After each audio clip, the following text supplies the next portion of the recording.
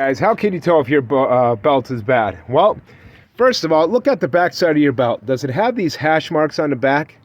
See those little squares etched into the back side of the belt? That's because it's designed to grip the smooth side of the pulleys. Now, my other one, my wife's old belt here, now this part here ain't bad at all. This is actually in really good shape.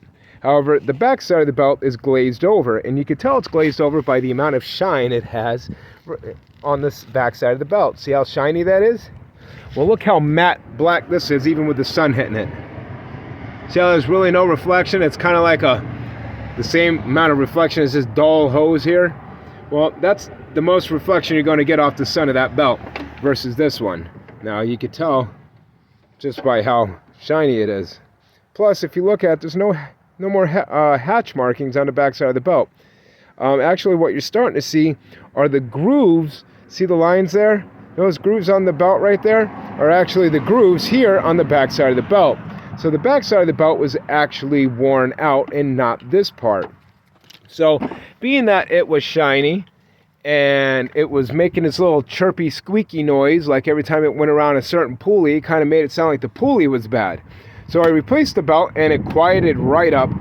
Now it's a 15 millimeter right here. This is your idler, or not idler, this is your actual your tensioner pulley. It's right down there. Let me see that pulley right there, right below this one here. It's that one right there. That pulley right there, see the bolt on it right there, right in front of my finger? See that little bolt right there? It's right in front of my finger, right, touching it right now. That is a 15 millimeter.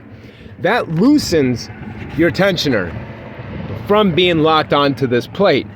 This is a 15 millimeter adjustment screw. Now, loosening this loosens the tension on the belt. Tightening this tightens your tension on the belt and makes it tighter. The amount you want is about this much right here. It's about 1/8 of an inch of play. Not a lot of play whatsoever. I can't even really bend it and hardly twist it. This is bigger, so I should be able to twist this. Yeah.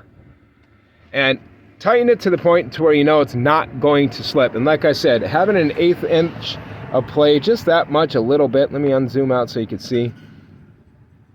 About that much right there. Just a little bit, not a lot. That'll be enough to stop it from squeaking in your new belt. After you tighten this back up and tighten that bolt on, you'll be done. But check your belts, folks. Make sure it has these hatch markings on the back side of the belt if your belts are squeaking or it sounds like your pulley is squeaking. So keep that in mind, guys. A new belt ain't gonna hurt. All right, peace out.